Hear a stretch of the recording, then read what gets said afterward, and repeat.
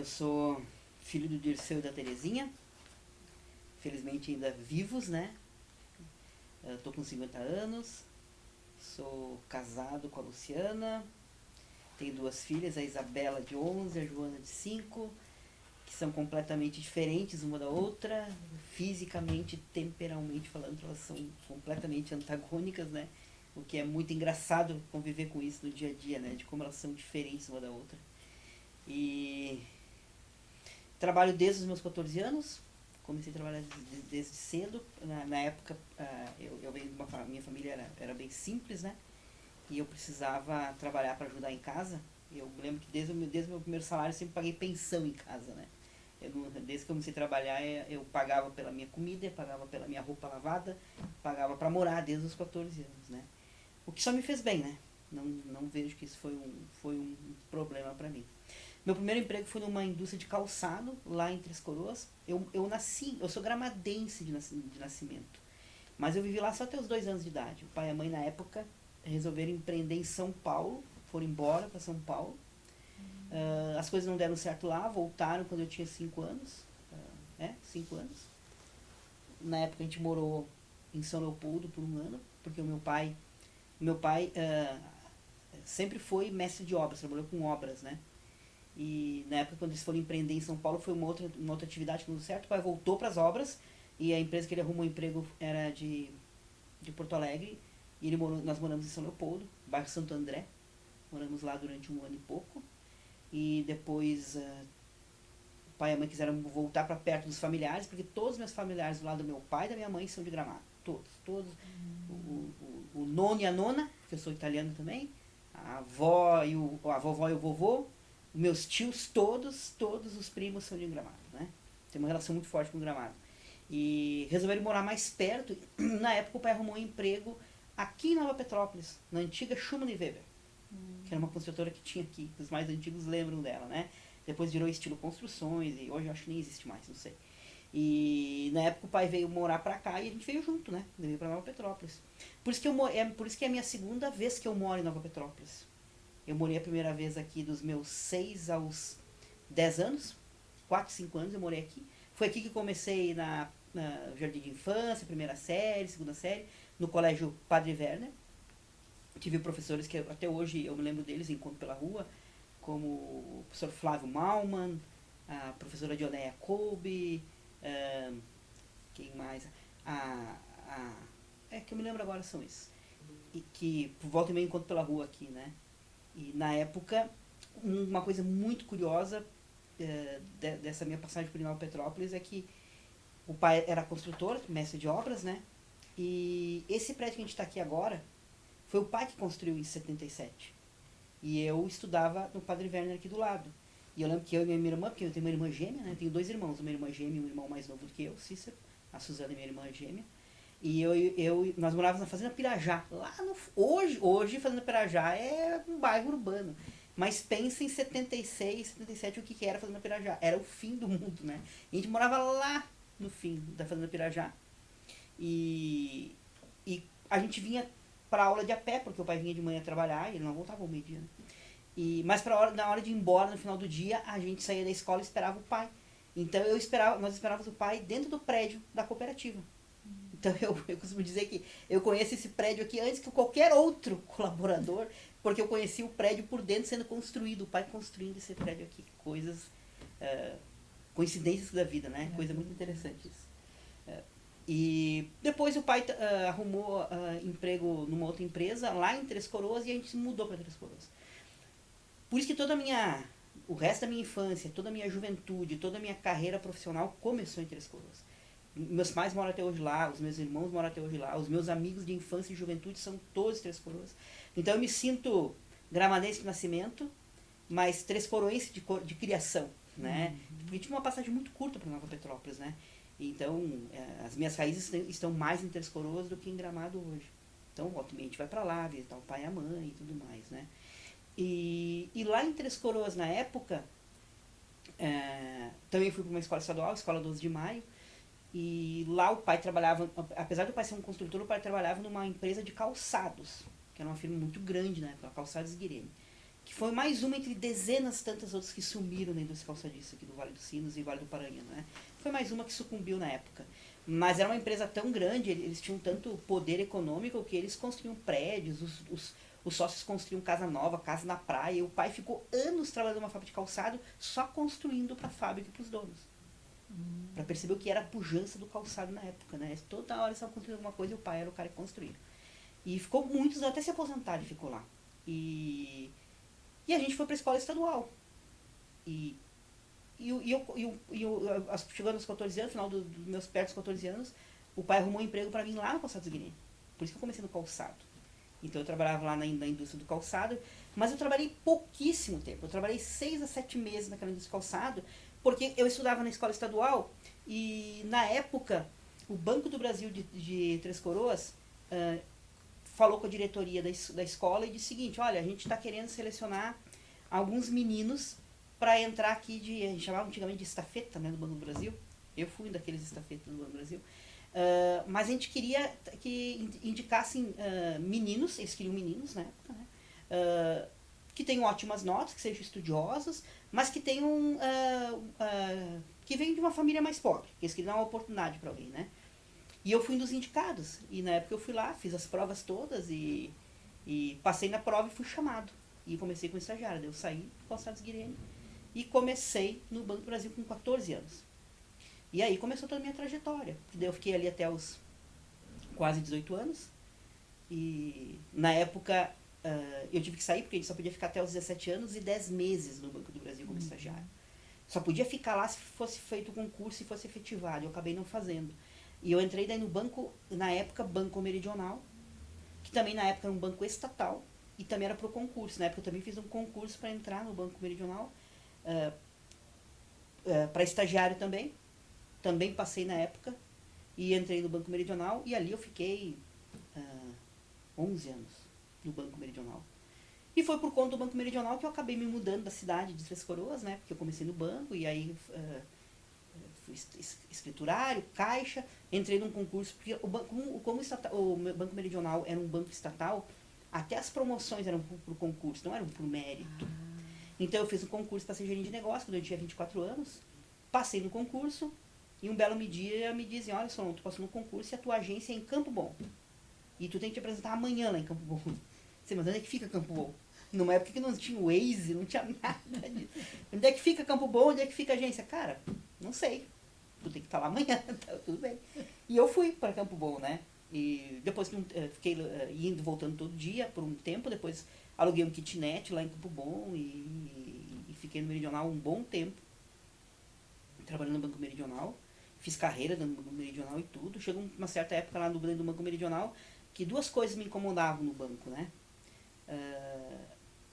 Primeiro, a forma como a gente tinha que fazer negócios no banco. Só o banco ganhava, né? E era assim, era muito forte a pressão por tirar o máximo do cliente, né? Não tinha um olhar assim, temos que ganhar os dois, não tinha. Eu tô falando disso há 20 e tantos anos atrás. Não estou dizendo que isso aconteça hoje, mas na época isso era muito forte dentro do banco, né, que eu trabalhava. E tu só fazia carreira no banco se tu fizesse muito produto, produzisse muito. Então, assim, se tu quer crescer aqui, ou tu te condiciona a esse modelo, ou tu vai acabar, ou vai ficar parado na carreira, ou um dia vão te mandar embora, né? E assim eu fui indo. Mas isso começou a me incomodar muito. E a segunda coisa que estava me incomodando é porque eu queria ser um gerente de agência. E na época o Banco Meridional me ofereceu agência, ser gerente em Três Cachoeiras, que eu nem sabia que existia, depois que fui saber que era do lado de Torres, Soledade, não sei mais aonde, eu disse, não. Então, deixa assim. E por essas coisas da vida, um belo dia lendo o Jornal NH, até por conta disso, até hoje eu leio o Jornal NH, eu leio todo dia o Jornal NH, nem que eu dou uma folhada, eu estava fazendo isso agora, quando me chamaram. Eu vi lá que tinha uma instituição financeira, iria abrir uma agência em Novo Hamburgo, e ia fazer um processo seletivo para gerentes de agência, para gerente administrativo, e não sei, para caixa, e não sei mais que caixa. E como eu queria ser gerente de agência, eu pensei, opa, tá aí é uma oportunidade para mim. E eu me inscrevi no concurso. E fui fazer o concurso. Quando eu cheguei no concurso, é que eu descobri que era o tal do Sicredi, Eu não sabia que instituição financeira era um tal de Sicredi, né? Eu me lembro muito bem que quem aplicou a prova para mim, eu não vou esquecer, foi o Gilmar Minuzzi e o Márcio Porte. Os dois estavam lá, porque eram duas salas. Uma sala para quem queria fazer a prova para ser gerente de agência, e eu acho que era o Márcio que estava lá. E uma sala que era para quem queria ser gerente administrativo, e eu acho que daí era o Gilmar que estava cuidando daquela sala. E eu me candidatei para ser gerente de agência, senão eu pensei comigo, na época eu era casado também, eu sou viúvo, né? A minha primeira esposa faleceu, né? Eu era casado e disse, não, se é pra mim sair do banco que eu tô e ir pra um outro, só se for pra ser gerente de agência, senão eu não vou. Por isso que eu me inscrevi pra gerente de agência. E eu fiz a prova e passei. E é um dado curioso, né? Porque tanto no Banco do Brasil, como no Banco Meridional, como no Sicredi, todos eles eu entrei por concurso. Porque na época o Sicredi fazia. Mas eu nunca mais soube o que o Sicredi fez. Eu entrei por concurso do Sicredi. É claro que eu fiz a primeira prova, passei na prova e depois, logicamente, me chamaram um belo dia para vir a Nova Petrópolis, né? Voltei para Nova Petrópolis depois de tantos anos que eu morei aqui, para fazer uma entrevista nesse prédio aqui, na época com o Gerson Seffel, o Gilmar Minuzzi e o Márcio Porte. Porque daí sim, como eu tinha passado pelo processo seletivo, tinha passado 3 ou 4 pessoas, eu era uma delas, né? E daí eles queriam me entrevistar, conhecer e tudo mais. Ok, fiz a entrevista, voltei para casa, voltei pro meu trabalho. Um dia me ligam aqui de Nova Petrópolis, olha, Solon, o pessoal quer falar contigo, quer fazer uma proposta para ti. E eu vim para Nova Petrópolis. E aí me ofereceram, olha, Solon, nós gostamos de ti, tu foi selecionado, tu quer começar aqui na cooperativa, a gente vai inaugurar uma agência agora em novembro de 99. Eles inauguraram, então era mais ou menos setembro. Mas era legal que tu começasse bem antes, porque para ti te aculturar, entender tudo isso, né? Até ali eu não tinha pesquisado nada sobre Sicredi, porque eu fiz o concurso, fiz a prova, fiz a entrevista e larguei, né? Deixei. Daí quando me chamaram fazer a proposta, e me falaram quanto seria o salário e tudo mais. Na época eu ia ganhar menos do que eu ganhava no Meridional. Na época. Eu ia ganhar menos. E daí que eu fui ler. Daí eu pedi materiais para eles, me deram material, eu fui ler, pesquisei um pouco. Na época eu estava começando a internet, né? Começando o Google, pesquisas no Google, estavam começando as pesquisas. Eu lembro que eu fiz algumas pesquisas, mas naquela época, em 99, tenta imaginar o que era uma pesquisa no Google em 99, né? Não tinha conteúdo farto, era uma outra coisinha aqui. E eu resolvi na época apostar. Vir pro Sicredi, né? Porque eu percebia que eu ia resolver duas coisas que eu queria resolver no curto prazo. Uma era que não fechava mais com meus valores do banco, né? E aqui era uma cooperativa, e eu li sobre isso, então me parece que aqui vai fazer mais sentido pra mim, né? E segundo, eu ia ser gerente de agência. Pô, em Novo Hamburgo, cidade que eu moro, nossa. Tá, mas quem é o Sicredi? Ninguém sabia, nem eu, né? Eu lembro quando eu contei para meus amigos, mas tu é louco, tu vai sair do banco para entrar nesse tal de Sicredi. Mas o que é Sicredi? Depois começaram a brincar com eles, Banco dos Colonos, o que tu sabe de colônia? Tu não sabe nada de colônia. Eu realmente não sabia nada, né? E resolvi apostar. E na época daí eu pedi demissão no banco, e uma passagem bem curiosa é que o banco não me demitiu. Não aceitou me demitir. E eles me pressionaram até meu último minuto para mim fazer uma carta de demissão. E daí eu fiz a carta de demissão de próprio punho. Pedi lá, abro mão de todos os meus direitos, assinei, entreguei a carta e peguei minhas coisas e fui embora. Mas o banco não me demitiu, né? E eu abri mão, inclusive, de algumas vantagens econômicas que eu teria por conta disso. E aí já se passaram seus 20 e poucos anos, né? E foi a melhor decisão, pelo menos profissional que eu tive na minha vida, foi ter vindo pro Sicredi, né?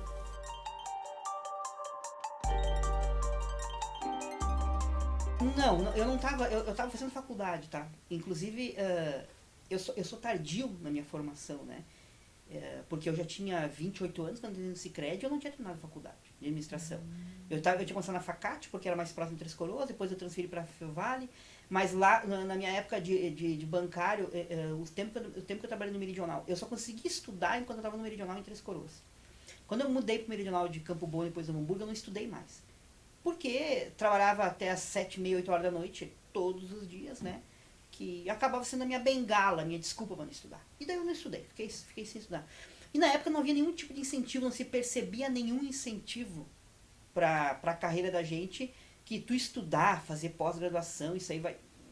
Não, porque tu olhava pro lado dos teus pares, praticamente ninguém estudava, o gerente da tua agência era um gerente que nunca tinha estudado, não havia um ambiente que dizia o seguinte, cara, estudar faz toda a diferença. Não havia um ambiente.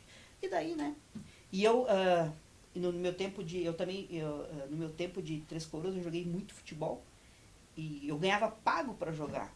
Então assim, eu fazia 1 ou 2 cadeiras por semana, só pra dizer que não parava. E na verdade eu queria era jogar futebol. Primeiro porque eu adorava jogar futebol e eu ainda ganhava uns pila pra jogar na época em Três Coroas, né? E, então não era a minha prioridade mesmo. Não era. O que eu percebi no Sicredi foi uma coisa, foi muito intuitivo. Não foi científico. Foi muito intuitivo de ler algumas coisas, chegar aqui. Eu fiquei muito impactado com a simplicidade da empresa que eu estava entrando. E comparando com o banco que eu estava, o quão pequeno era esse negócio. Pra você ter uma ideia, em 99, a Pioneira inteira tinha 6 mil associados.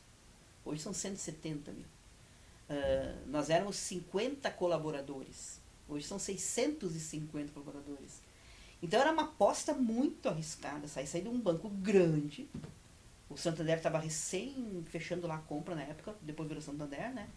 Para vir uma instituição financeira muito pequenininha. E eu fui recebido aqui e eu me lembro... Tá, mas o que é aqui? Aqui é a sede da cooperativa.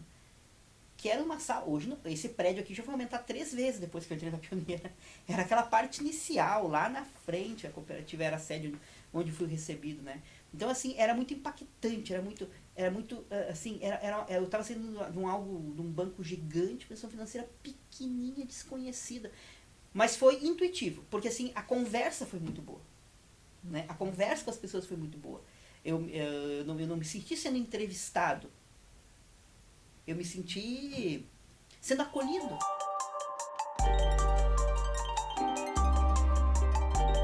Dá pra dizer que sim, porque em 98 se inaugurou Caxias do Sul, na Ernesto Alves. Mas tem um detalhe naquela agência da Ernesto Alves. A agência, o Sicredi na época abriu, eu não estava aqui, mas depois, eu estando aqui, fiquei sabendo de tudo isso, né? A agência do Sicredi na Ernesto Alves em Caxias, ela foi criada, voltada para o público rural, e não para o público urbano.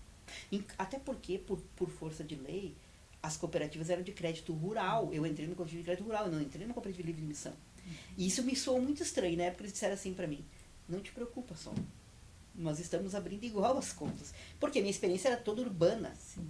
E eu era especificamente um gerente de pessoa jurídica. Eu atendia empresas em Novo Hamburgo, empresas grandes eu atendia em Novo Hamburgo. Eu disse, mas sabe o que vocês querem que eu faça em Novo Hamburgo? Então, traz essas empresas pra cá. Mas eu posso? Poder não pode, mas pode. Por lei nós não podíamos fazer. Isso inclusive é uma marca do cooperativismo de crédito, né? E é uma marca da Pioneira, fazer as coisas antes do que a lei permite, né? Isso é uma marca dessa história, né? Tanto que em 1992 a Pioneira criou a primeira filial, sendo que era vetado por lei, né? Não podia ter filiais, a gente abriu uma em Santo Derval. Eu digo a gente que eu já me sido parte desde 1902 aqui, né? Mas a mesma coisa foi em 99. A agência em Novo Hamburgo foi aberta para ser uma agência urbana.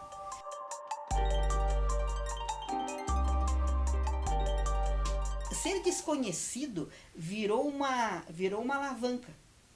Porque quando eu ligava lá para um empresário que eu atendia, ou para um gerente financeiro de uma empresa grande, olha, eu tô aqui no Sicredi. Onde é que tu andava? Solon, nunca mais te achei no banco. Não, agora eu tô aqui no Sicredi.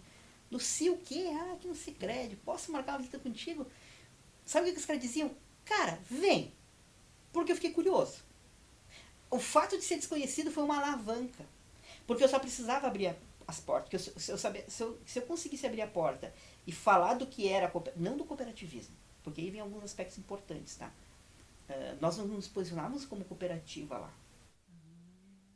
Eu me posicionava, a estratégia foi lá, a carteira do Solon. Essa foi a estratégia. Eles foram muito espertos aqui na época, né? Vamos pegar o Solon, que tem uma carteira PJ meridional, e se ele trouxer a carteira para cá, já tem receita, já estamos ganhando algum dinheirinho lá, já vamos pagar o aluguel, já não estamos no negativo lá. E foi essa a estratégia. Tanto que nos primeiros 3, 4 meses que eu trabalhei, tem um fato que para mim foi até que a Várzea Grande foi inaugurada. Até a Várzea Grande ser inaugurada, a agência que eu inaugurei em Novo Hamburgo foi a agência que mais rápido atingiu o ponto de equilíbrio. Em 3 meses ela pagava todas as despesas dela. Claro, porque eu não abria conta de pessoa física. Eu só abria conta de empresa com volumes grandes de crédito. E aquilo dava uma receita grande. Nós era 4 colaboradores. Nós batia o escanteio e corria para cabecear na área. E volumes.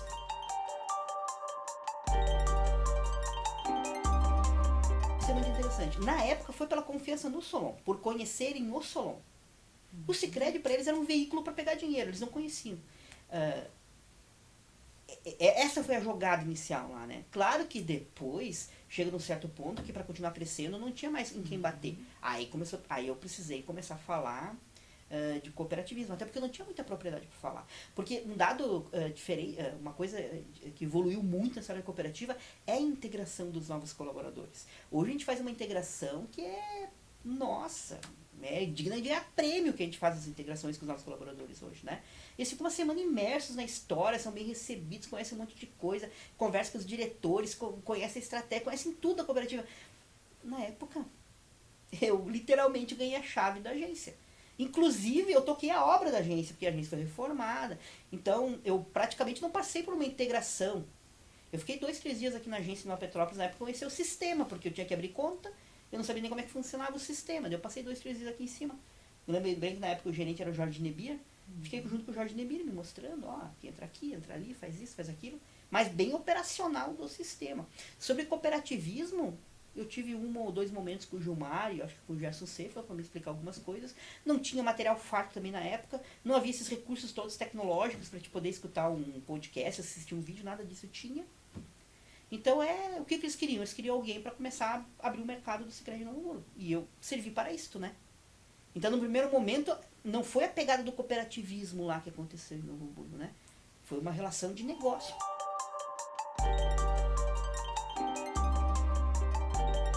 Eu digo que nem só para a agência Novo Hamburgo. Essa é a minha opinião. A pioneira caiu a ficha, porque eu já estava aqui há algum tempo, em 2002, o ano do centenário. Quando a cooperativa começou a pensar nos 100 anos, eu já estava aqui, ali em 2001, começou a cair a ficha, peraí, 100 anos? Esse negócio é muito grande, essa história é muito grande. E a gente só está sobrevivendo tanto assim, porque a gente tem pilares sólidos na origem desse negócio. E a origem desse negócio é cooperativismo. Aí, eu lembro que aconteceram os primeiros movimentos, eu estava em Novo Hamburgo na agência, não estava aqui, mas os primeiros movimentos para se falar do que é cooperativismo de verdade, capital social. Eu vivi uma época no Pioneiro que capital social era segredo, não era para falar para o associado. Porque tinha medo que o associado fosse sacar. E como a cooperativa era pequenininha, tinha pouco patrimônio, havia um medo, nossa, se eles viessem sacar o capital, a cooperativa fecha. Então, assim, era realmente um medo real, a cooperativa era muito pequenininha. Então tinha que pega o capital associado, esconde lá e não fala mais de capital. Em 2002 mudou tudo. Porque em 2002 a gente mudou da visão da escassez para a visão da abundância, né? Em 2002, espera aí, gente.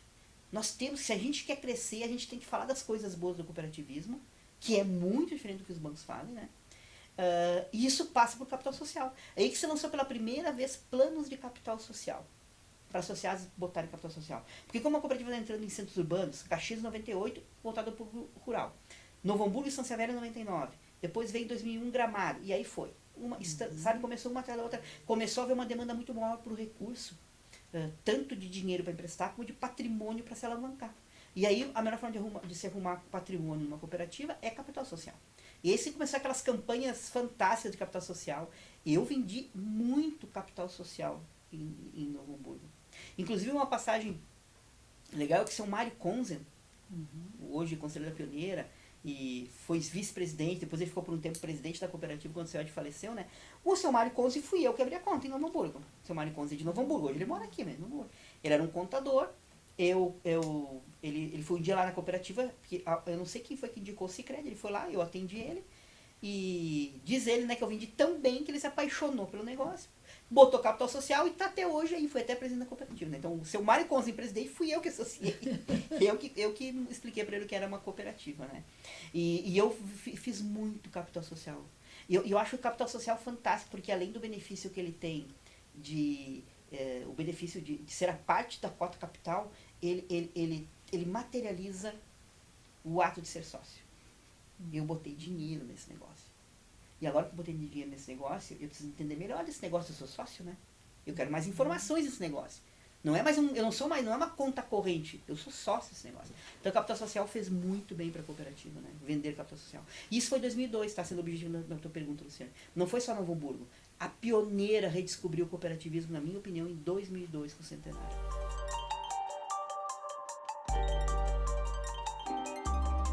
Sim, a cooperativa, quando eu entrei em 99, como eu falei, tinha 6 mil associados, um patrimônio pequeníssimo.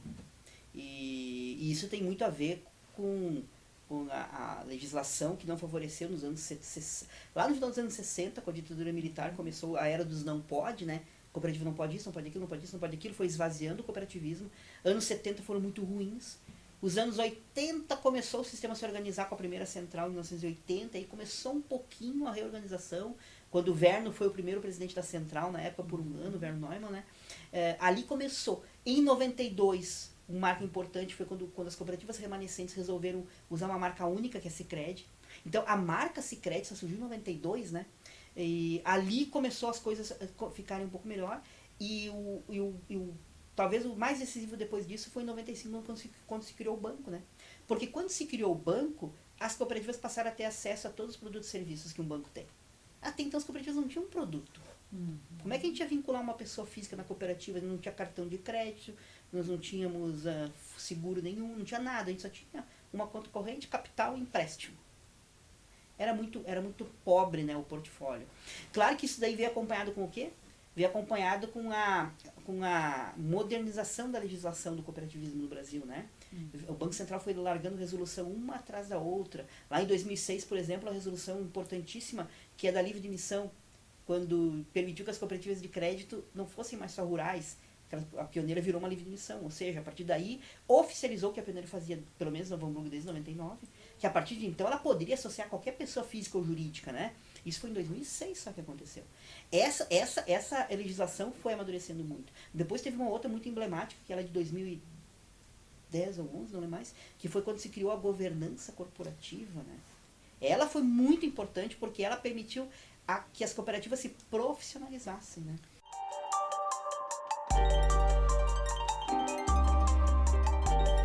O objetivo da resolução era trazer profissionalismo, porque as cooperativas estavam crescendo e o Banco Central queria que elas crescessem muito mais. O Banco Central sempre teve muita simpatia, independente do governo, do viés do governo que está no poder em Brasília, todos eles foram muito simpáticos, sempre.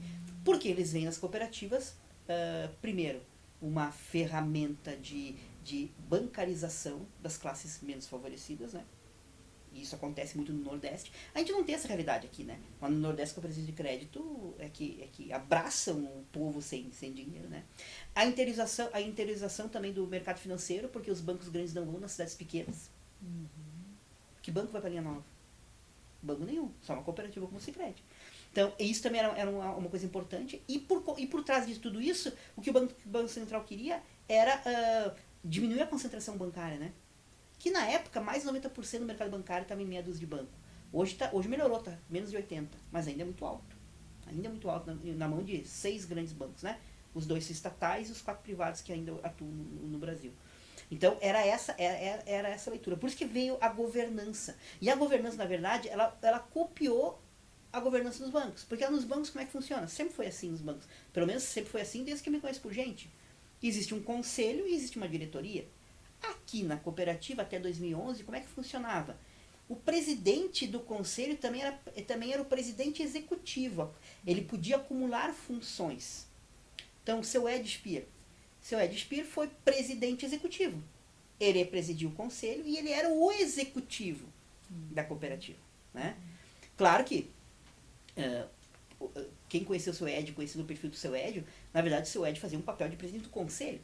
Mas legalmente ele era o presidente, ele era o executivo principal da cooperativa. E daí para isso ele precisou muito do apoio do Gerson, do Márcio, do Gilmar Minuzzi por algum tempo, que faziam muito o papel, né, mais de executivo, mas ele era a pessoa que representava isso, né? Com a chegada da resolução, e coincidiu muito ali com o período que o seu Hélio estava doente, se afastou e depois faleceu, né?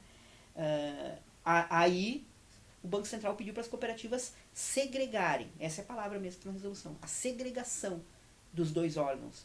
E lá no Estatuto se criou, hoje no Estatuto existem 3 órgãos estatutários, ou mandatários, né, que são obrigatórios. Só se exigem 3 órgãos numa cooperativa por lei. O Conselho de Administração, o Conselho Fiscal e a Diretoria Executiva. Virou um órgão estatutário, é obrigado a ter. O que a gente pode ter no tamanho é ter uma cooperativa com até 2 diretores ou 3 diretores. A Pioneira, pelo tamanho dela, tem que ter 3 diretores. Não podia ter só 2 diretores, né? Com a entrada, então, dessa governança, na época já era o Márcio, eu agora não lembro se já era o seu Mário ou se era o Márcio. Porque na época o cargo do executivo, que não era diretor, era superintendente. O Márcio era superintendente da cooperativa. Uhum. Com a criação da governança, isso, era o Márcio superintendente. Por quê? Porque eu até recebi uma placa de homenagem do conselho, porque eu sou o primeiro diretor executivo da história da Pioneira. Eu fui o primeiro que assumiu essa função. Porque o Márcio, quando ele saiu de executivo para virar presidente, ele era superintendente, ele não era diretor ainda. E quando ele assumiu a posição de presidente, eu assumi como superintendente ainda. Eu fui superintendente um ano e pouco, para daí ser feita a assembleia, ser aprovada a assembleia a chapa, ser aprovado que teria uma diretoria na cooperativa, ir para a homologação do Banco Central, os nomes serem indicados pelo conselho e o Banco Central homologar. Isso levou mais ou menos um ano. E aí eu virei o diretor executivo, mas eu assumi primeiro como superintendente.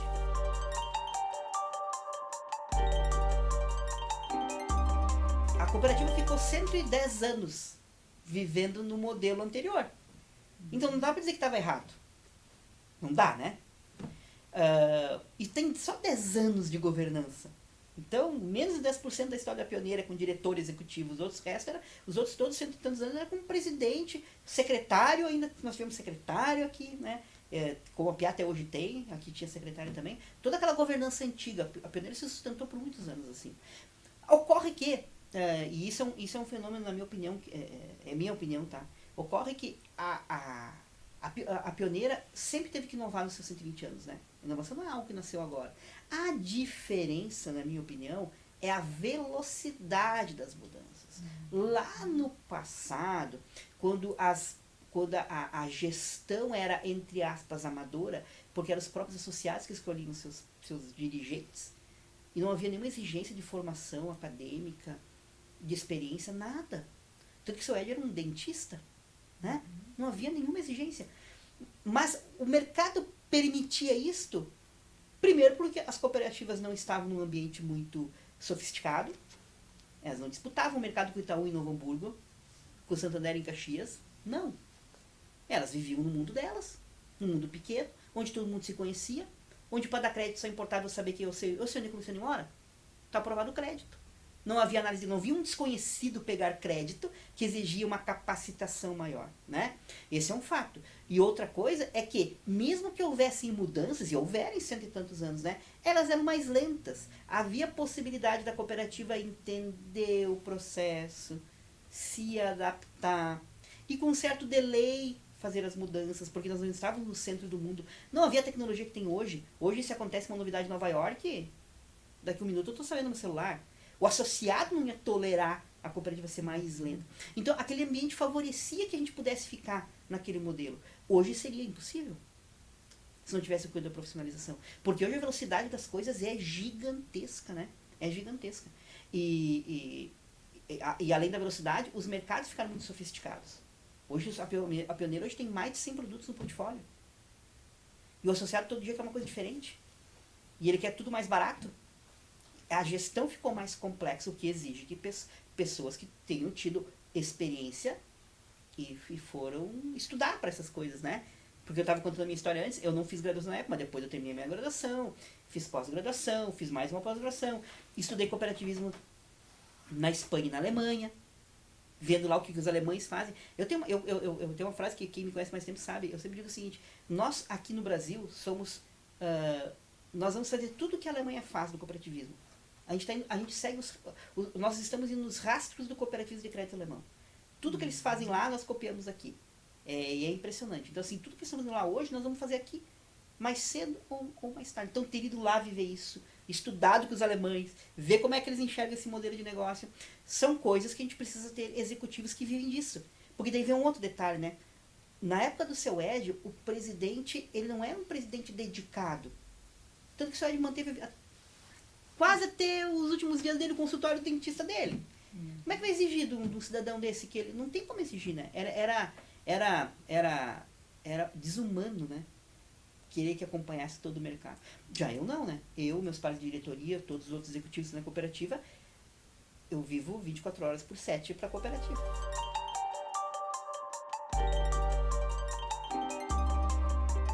Elas mostraram para onde a gente deve ir no futuro, né? Porque tem que levar em conta que, por exemplo, na Alemanha, a legislação é diferente daqui, a cultura é diferente daqui. Então não dá para fazer um copiar-colar. Não é uma questão de inteligência, de ir lá copiar tudo, gravar tudo e colar. É uma questão de sabedoria, porque eu tenho que ir lá entender e adaptar as leis brasileiras, a cultura do brasileiro. O brasileiro gosta muito do toque humano, o brasileiro é muito quente, né? O europeu, o alemão, não. Na época que eu estive lá, eles estavam fechando agências, há 10 anos atrás. Nós aqui na Pioneira continuamos abrindo agências. Porque a gente é uma instituição de proximidade, né? O nosso negócio é ser próximo. A gente pode ser próximo digitalmente? Pode. Pode. Mas a gente ainda tem e isso é uma visão que eu tenho, nós ainda temos um espaço de tempo aí que as pessoas ainda vão sentir necessidade de pessoas, né? E talvez, espero eu, que nunca deixem de ter necessidade de pessoas. O Sicredi é a cooperativa, falando de pioneira, ela tem um papel que vai além de ser um provedor de produtos e serviços. Já que a gente está falando agora de tecnologia, fechar agência e tudo mais. Eu vivi aqui na Pioneira, eu vi isso acontecer aqui na Pioneira. E é uma coisa que as comunidades, talvez elas não percebem porque nunca foi dito isso para elas. O Sicredi, vamos imaginar Pinhal Alto, que vocês conhecem Pinhal Alto. Quem é que ensinou o povo do Pinhal Alto a usar um cartão? Quem foi que ensinou? Foi o Sicredi. Daí ele não usou só o do Sicredi, ele usou o cartão do Banco do Brasil, ele aprendeu a usar todos os cartões, o cartão do INSS, todos os cartões ele aprendeu a usar. Ele perdeu o medo do cartão. Quem ensinou essa cultura? Quem ensinou a usar aplicativo? Quem ensinou esses associados a ir para uma máquina de TM e sacar dinheiro? Que depois eles perderam o medo de qualquer outra máquina. Perderam o medo de tecnologia. Então o Sicredi extrapola o papel dele, sabe, de produto e serviço. E eu tenho uma pena que as pessoas não percebem isso, sabe? Olham para o Sicredi como missão financeira. Nós não somos uma financeira. Nós somos uma entidade já. Que tem uma preocupação real, inclusive de educar as pessoas a usar a tecnologia, né? Por isso que a gente tem que continuar abrindo agências. Porque lá no futuro, o que as nossas agências serão? As agências serão hubs sociais. Onde a comunidade vai se encontrar. As agências, a gente começa devagarinho a mudar o conceito de que a agência não pertence à pioneira.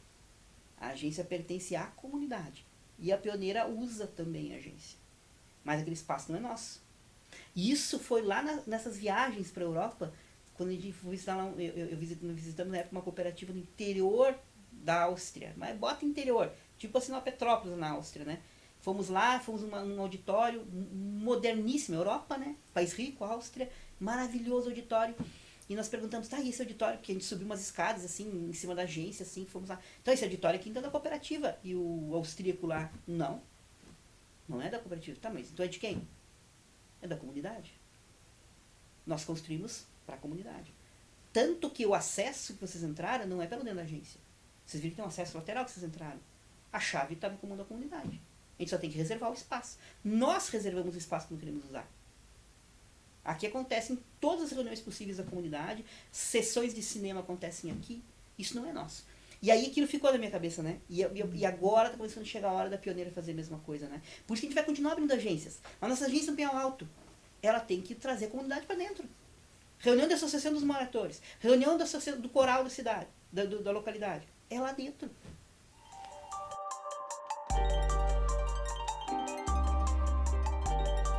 Essas coisas são legais porque pra gente chegar lá em 2012 e decidir que a gente tinha que comprar, tem a ver com 110 anos, né? Percebe que tem os 100 anos, pô, somos cooperativa, né, gente?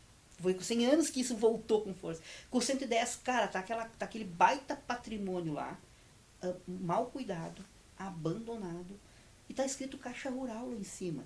Isso é nosso, pertence, não é nosso Pioneira, é nosso associados, né?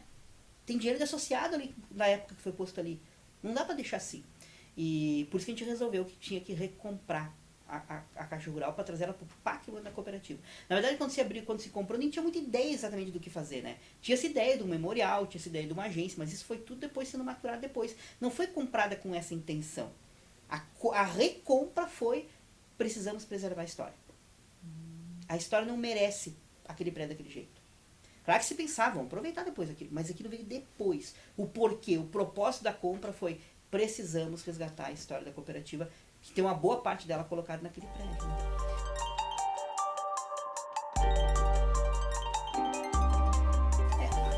Na verdade, a gente já começa a falar do complexo todo, né? Porque eu não sei se vocês sabem, mas segundo a Aliança Cooperativa Internacional, a localidade de Linha Imperial, considerando a praça, o prédio que a gente recomprou, considerando a Casa Neumann que a gente recomprou, também recomprou não, compramos, né, não era nossa, nós compramos agora este ano a Casa Neumann também atrás da praça, considerando que os restos mortais do padre estão ali, que a igreja onde ele foi pároco está ali, que a casa paroquial onde ele morou alguns anos está ali, considerando todo esse entorno arquitetônico, a ACI considera aquele local o local mais emblemático do cooperativismo no mundo. Isso, a ACI disse pra gente, a gente não sabia disso. Isso é fantástico. Isso é um patrimônio espetacular, que inclusive pode virar um produto de turismo. Com certeza. Sabe? Ser bem explorado. Por isso que, assim, ideias, tem um monte de ideias para aquele lugar. Para recuperar aquilo, para trazer gente do mundo inteiro para visitar. Porque quando eu fui para a Europa, eu fui para visitar as mecas do cooperativismo europeu. Mondragon na Espanha, ADG e Montabaur na Alemanha. Mas a gente tem uma meca aqui. Nova Petrópolis é a meca do cooperativismo de crédito das Américas, junto com Quebec no Canadá. E a gente não é que não valoriza.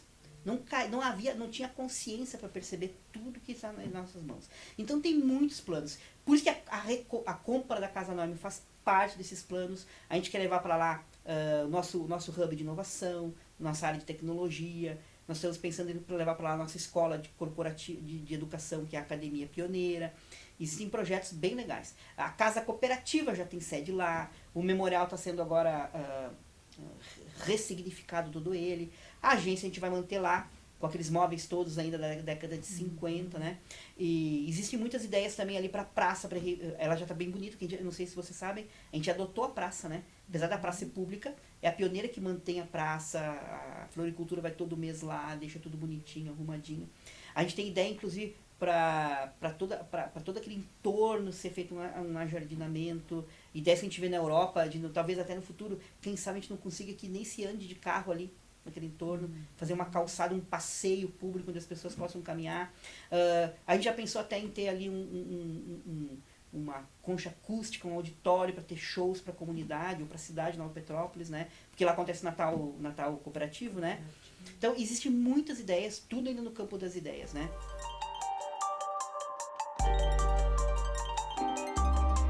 Hoje o nosso maior desafio aqui na cooperativa, a nossa maior oportunidade, não é mais na área dos negócios.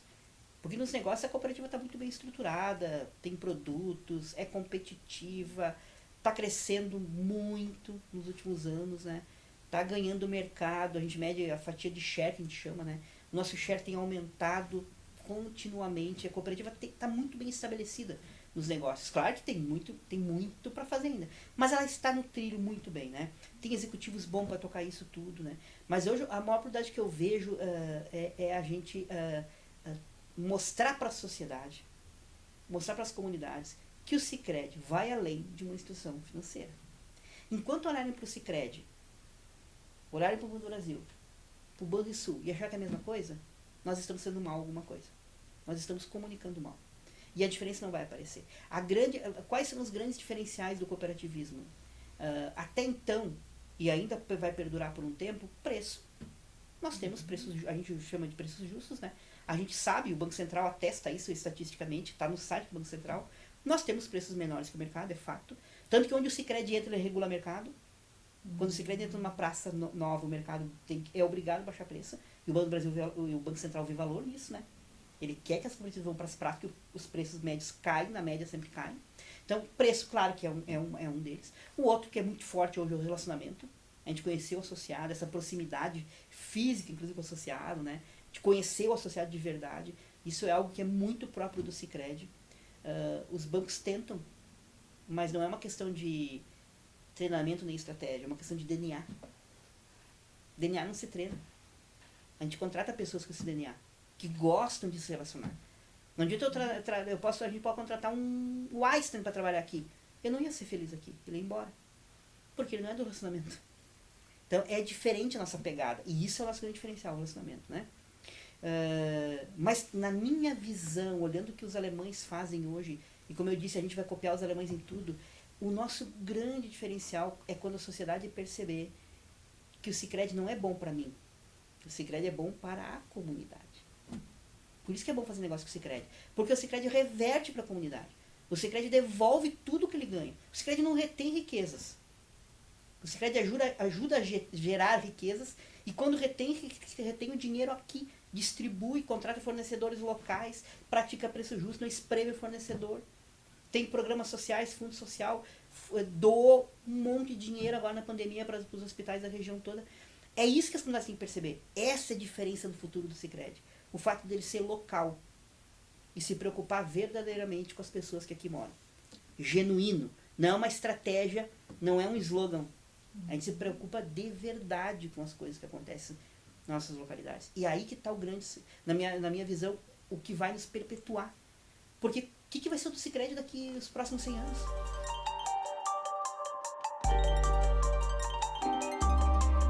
Vem até antes dele, quando os pioneiros de Rochdale, em 1844, fundaram a primeira cooperativa. Está lá, previsto lá. Está lá. Sétimo princípio, interesse pela comunidade, está escrito lá. O padre fez muito bem quando ele chegou aqui. Mas nem foi ele que criou esses princípios, né? Ele só seguiu os princípios. E a beleza disso tudo é que a gente aqui na cooperativa nos últimos anos tem redescoberto tudo isso. Tem redescoberto o porquê que o padre fundou a cooperativa. A gente tem inclusive trazido de volta a figura do padre para o dia a dia da cooperativa. O padre tem até perfil no Instagram agora. Né? A gente recuperou a história do padre, trouxe ele, modernizou a imagem dele. Porque ele tem que ser a inspiração, né? Quando a gente fala do nosso propósito, que é muito bonito, né? Juntos construímos comunidades melhores. Na prática, o padre já fez isso em 1902, quando ele fundou a cooperativa. O nosso único mérito foi em 2017. Foi a primeira vez que a gente escreveu o propósito, foi em 2017. O nosso único mérito foi ter conseguido traduzir todo aquele sentimento do padre em uma frase. Mas ele só fundou a cooperativa porque ele queria construir uma comunidade melhor. É o nosso propósito. Nós não inventamos o propósito, a gente descobriu o propósito e não inventou o propósito, né? Então, é por isso que a gente cada vez mais tem que mostrar para a sociedade a importância que o Sicredi tem para a sociedade, não para mim, pessoa física. Porque eu tenho uma taxa menor. Eu sei que isso tem importância, não estou minorando isto, né? Mas o nosso salto quântico vai ser quando a comunidade perceber, cara, como o Sicredi faz bem para a comunidade. E é por isso que eu faço negócio com o Sicredi. Porque o Sicredi devolve para a minha comunidade. Você vai dizer uma frase que para mim faz muito sentido, né? Imagina, eu tenho conta no Sicredi e eu faço negócios com o Banco do Brasil. Isso é a mesma coisa que eu ser dono de uma padaria e compro pão no padeiro da esquina. Não faz sentido. Na época quando o seu Ed falava isso, eu confesso que não fazia muito sentido para mim. Não fazia tanto sentido. Mas ele ficou na minha cabeça martelando, sabe? Hoje faz um sentido tremendo para mim. Tremendo para mim. Hoje eu fico, a palavra não é indignado, mas eu fico assim, cara, eu não consigo entender como é que alguém não movimenta com o Sicredi. Não consigo entender. Com tudo que o Sicredi devolve para a comunidade. Não consigo entender.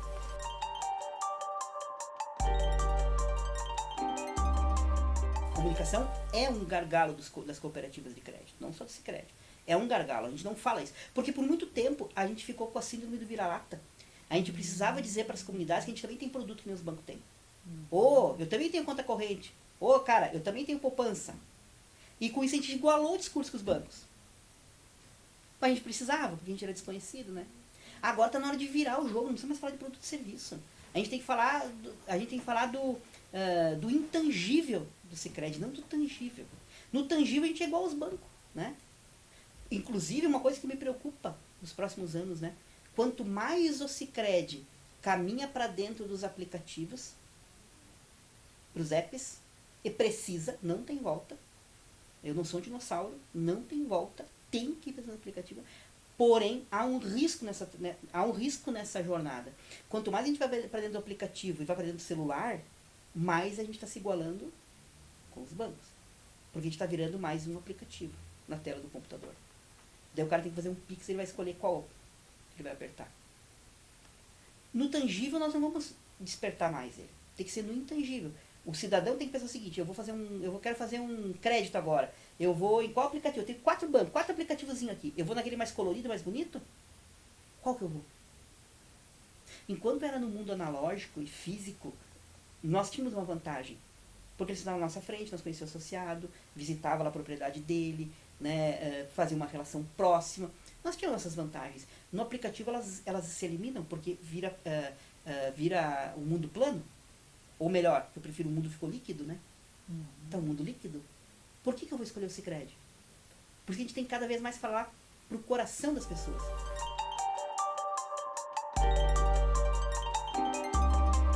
Essa atuação social da cooperativa, ela não faz parte de uma estratégia. Ela é cumprir missão mesmo. É cumprir propósito, né? Claro que ela vai acabar ajudando a disseminar mais tudo que o Sicredi faz. Mas a gente sempre tem dilemas aqui na hora que a gente vai fazer um programa social, ou a gente faz uma ação social, se a gente deve ou não divulgar. Por exemplo, a gente discutiu muito internamente quando a Pioneira aqui nós doamos no ano passado quase 2 milhões para hospitais por causa do Covid, né? E a gente teve um dilema muito grande, a gente debateu muito aqui, a gente tem que divulgar isso ou não? A gente está fazendo isso porque a gente quer fazer marketing ou a gente quer fazer isso porque a gente quer ajudar? A gente acabou esperando passar um pouco todo o tumulto, né? E divulgamos lá em setembro, outubro, né? Mas não falamos em valores. Porque a gente não queria que parecesse aquela coisa, né? Olha aí, ó, Sicredi fazendo mídia, né? Tanto que você perceber, o programa União Faz a Vida, que está presente em todas as cidades hoje da Pioneira, não tem o logo Sicredi. Não tem. Nós nunca vinculamos o programa União Faz a Vida ao Sicredi. Que foi de novo uma discussão, foi um dilema, se debateu muito profundamente o quanto deveríamos conectar ou não. E quando a gente vai e visita o propósito, a gente responde rápido a pergunta. Não, a gente está fazendo isso por quê? Porque a gente quer ganhar mercado, quer ganhar dinheiro, ou porque a gente quer construir um das melhores. Se é para o nome do propósito, a gente não tem que usar isso como marketing. Então, todos esses programas, os próprios comitês que têm surgido agora, eles não vêm com esse objetivo, né? Não faz parte de uma estratégia comercial, digamos assim, né?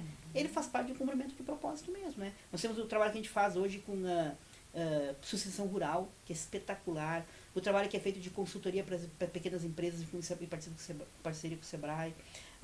Educação financeira para os associados, que a gente paga cursos de educação financeira. Isso não é feito para ganhar dinheiro. Muito pelo contrário, isso custa dinheiro. Mas o dinheiro é de quem? Nós estamos devolvendo dinheiro. A gente vaza dinheiro para as comunidades quando a gente faz esses programas todos, né? O que a gente cada vez mais acredita, e eu acredito demais. Eu acredito muito no poder do ecossistema rico. A cooperativa tem que ser reflexo do ecossistema que ela convive. Não faz sentido ou cheira mal cooperativa rica em comunidades pobres. Ela está sugando riqueza e guardando no cofre. Não é papel das cooperativas. A cooperativa tem que ser reflexo das comunidades. Se a comunidade está crescendo e ficando rica, por consequência natural, um movimento orgânico, porque as pessoas veem o movimento com a cooperativa e como elas estão ganhando dinheiro, cada vez elas movimentam mais, organicamente a cooperativa cresce. Então, a cooperativa, num processo, falando um pouco de economia agora, num processo econômico, onde a gente investe dinheiro lá, empresta para um associado dinheiro para um empreendimento dele, a cooperativa não tem que ganhar dinheiro ali. Ali ela tem que tirar o custo dela, se manter. Ela tem que ganhar dinheiro quando? Quando esse empreendimento cresce, gera empregos novos, renda, essas pessoas têm que abrir uma conta em algum lugar e elas vão procurar o Sicredi. Porque eu acredito muito na gratidão. Vai acontecer. Porém, é um processo lento. Por isso que o nosso negócio é muito diferente do negócio dos bancos. Os bancos têm pressa. Eles não podem esperar, porque tem ações na bolsa para valorizar, tem dividendos para serem pagos, tem uma pressão do mercado. Nós não temos isso. As cooperativas o nosso negócio tem que ser monetizado, para dar uma expressão das startups, no longo prazo e não no curto prazo. Então a gente bota dinheiro, a gente vaza dinheiro para a economia, faz a economia girar. E quanto mais ela gira, isso vai devagarinho chegando no Sicredi. E a gente vai crescer como reflexo dos investimentos que a cooperativa faz. Exemplo disso. O ano passado, o governo federal, no meio da pandemia, lançou o Pronamp, que era aquela linha emergencial de crédito para os pequenos empreendedores que estavam fechados para a pandemia, né? O Sicredi também aderiu ao Pronamp, só que vocês devem ter acompanhado na imprensa que o Pronamp não chegava, né? Era muito discurso, muita não sei o quê, mas cadê o dinheiro? E era um crédito emergencial. Era literalmente a boia para salvar o cara que está se afogando. Nós não tínhamos muito como esperar por isso acontecer. Qual decisão que a cooperativa tomou aqui? Nós resolvemos, então, cumprindo o nosso propósito, sem fazer propaganda disso, sem alardear, a gente resolveu que a gente ia fazer um Pronamp caseiro. Nós pegamos as mesmas condições que o governo federal tinha estabelecido, taxa baixíssima, prazo longo, sem garantia nenhuma, e fizemos o Pronamp caseiro. Para colocar números nisso, no Pronamp do governo federal, a Pioneira liberou 40 milhões. No Pronamp caseiro, nós liberamos 80 milhões. E não tem uma agência que eu não vou falar com as equipes. Hoje de manhã eu estava lá na Lomba Grande e, de novo, não tem uma agência que eu não vou falar com as equipes que eles me contam relatos assim, de associados que vêm dizer o seguinte: cara, se não fosse o Sicredi, eu não estava aqui. Eu teria fechado. Aliás, ele estava fechado, eu não conseguiria ter reaberto. Eu não ia poder manter o negócio dele pagando os custos fixos para até que pudesse ser reaberto. E isso, assim, são dezenas e dezenas e dezenas de depoimentos que chegam assim. Ou seja, a cooperativa conseguiu, pelo menos até onde ela podia alcançar, manter o ecossistema vivo. As economias não morreram. As comunidades não acabaram na pandemia. Elas continuaram. E tem muito a ver com o papel da Pioneira. Eu tenho convicção disso. O que vai acontecer agora e já está acontecendo? A gratidão do ecossistema. Acreditar no poder do ecossistema, né? Tudo que eu dou para o ecossistema, ele me devolve. Agora as pessoas vêm por gratidão. Vou abrir uma conta nova contigo, convidei meu amigo para vir a conta abrir aqui, encerrei minha conta no banco tal e tem tudo aqui no Sicredi agora. Mas isso vai acontecer no médio e longo prazo. Lá, no ano passado, a gente fez essa ação, foi uma ação extremamente arriscada. Porque, analise a seguinte situação. Nós vamos liberar crédito com caixa da cooperativa, sem garantia nenhuma, com uma taxa baixíssima, que quase não se ganha dinheiro, num prazo longo, para um negócio fechado, que não tem nem perspectiva de reabrir. E aí? Só a cooperativa faz isso. Cooperativa com propósito. Que sabe a missão que ela tem. Faria sentido a gente com o cofre cheio de dinheiro, vendo todo mundo em roda quebrar? Fechar? Não faria sentido. E o que acontecer no médio e longo prazo? Nós íamos sofrer como cooperativa. Porque nós não íamos ter economia para movimentar a cooperativa, sabe? A cooperativa ia perder lá no futuro também. E aí caiu uma ficha muito grande para mim durante a pandemia. Que por muitos anos eu acreditava, a gente acabava falando o seguinte: não, as comunidades dependem do Sicredi. Errado. É o Sicredi que depende das comunidades. Nós temos uma relação umbilical com as comunidades. Se elas vão mal, nós vamos mal. E naquele momento, quem é que era a entidade que tinha dinheiro? Éramos nós. Então, nosso papel era abrir o cofre e liberar dinheiro para a economia para manter esse negócio funcionando, né? E qual era o grande medo que a gente tinha? Que nós íamos chegar nessa época do ano, mais ou menos, com índices históricos de inadimplência, provisões enormes, o resultado da cooperativa horrível, porque nós ia perder muito dinheiro com isso, né? Nós estamos hoje com o menor índice histórico de inadimplência da Pioneira. Nunca tive uma inadimplência tão baixa. Então, os aprendizados que a gente teve com a pandemia, né? Ao fim e ao cabo, o que resta para mim é que o nosso modelo de negócio só é sucesso quando ele está próximo das pessoas. Porque a gente não pegou 80 milhões e deu para as pessoas. A gente emprestou para quem a gente conhecia. E confiava. Caráter, confiança. Eu sei quem é a pessoa. Dá o dinheiro. Também está com o negócio fechado. Cara, se o negócio dele não abrir, não vai abrir mais ninguém. O Brasil quebra. Não vai quebrar o Brasil. Ele vai dar um jeito. E foi isso que aconteceu. Foi a confiança que fez com a gente confiar nas pessoas, confiar nas comunidades, fez com que a gente tomasse essa decisão e está recebendo o retorno agora, sabe? Está vindo esse retorno.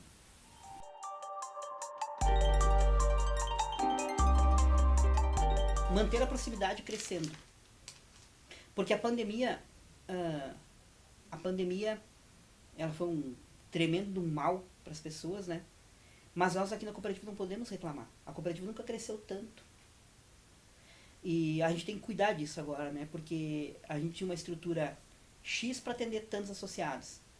A gente abrindo muita, a gente nunca abriu tanta conta que a gente abre agora. Nós estamos batendo recordes de abertura de conta. As pessoas têm nos procurado.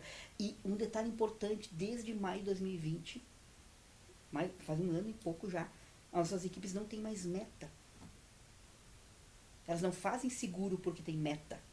Elas fazem seguro porque o associado procura. A gente não está quebrando o recorde de abertura de conta porque tem uma meta enorme e as equipes estão correndo atrás da meta. Não tem meta. A gente nunca produziu tanto como está produzindo agora sem meta. Então qual é que é o nosso desafio agora? Manter a qualidade do atendimento. Manter a qualidade do nosso relacionamento com o associado, botando mais associado. E aí passa por necessidade de continuar investindo. Mais agências, mais pessoas, porque o nosso modelo ainda é um modelo que precisa de pessoas nas agências, né?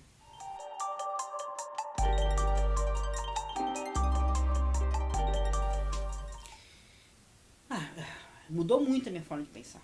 Mudou muito, né? Mesmo que lá quando eu entrei no Sicredi, lá em 99, intuitivamente me parecia que aqui era um lugar bom, mas era muito intuitivo, né? Eu tenho evoluído a minha consciência sobre o papel da organização na sociedade. Uma empresa não deve existir só para dar lucro. Se for só para dar lucro, é um negócio pobre. Já dizia o Henry Ford. Empresa que só dá lucro é um negócio pobre. Ela tem que pensar em algo além disso. Ela tem que ter noção do impacto que ela pode gerar na sociedade. Tanto positivo como negativo. Tem que ter essa noção, né? E as fichas caíram mais para mim quando eu virei o diretor executivo. Porque daí antes era muito fácil, sabe aquela coisa muito fácil de dizer assim, como é que eles vão ver isso, né? Não tem mais eles. É eu? Eu não posso botar culpa mais ninguém. Se as coisas estão indo bem, que bom. Se as coisas estão indo mal, eu que tenho que ver essas coisas, né? Então, isso fez com que eu evoluísse muito a minha consciência sobre o papel da organização, por consequência, o meu papel como diretor executivo, né? Meu papel cada vez mais externo e menos interno, passando por cada vez dar mais autonomia para as equipes, eles sabem o que eles têm que fazer, meu papel é cada vez mais comunicar propósito, cada vez mais comunicar cultura, não me envolver mais nos negócios, praticamente não me envolvo mais na área de negócios, muito pouco, mas isso tem a ver com a cooperativa foi me ensinando isso, sabe? De que fazer negócio é bom, ter resultado é bom, mas é meio. Na cooperativa, resultado, lucro, que é uma palavra que a gente nem usa, a gente usa sobras e resultado, né? É meio, não é fim. O fim é outro. E foi o Sicredi que me ensinou isso. Foi aqui no Sicredi que eu aprendi que nós não estamos aqui para ganhar dinheiro. Nós estamos aqui para ter resultado e aplicar esse dinheiro na comunidade, né? Só que eu não poderia fazer isso se eu também não me transformasse, né? Se eu não percebesse isso, eu não ia conseguir fazer com que esse movimento acontecesse se eu não tivesse evoluído. Então eu sou muito grato ao Sicredi por evoluir como ser humano. Foi dentro do Sicredi que isso aconteceu.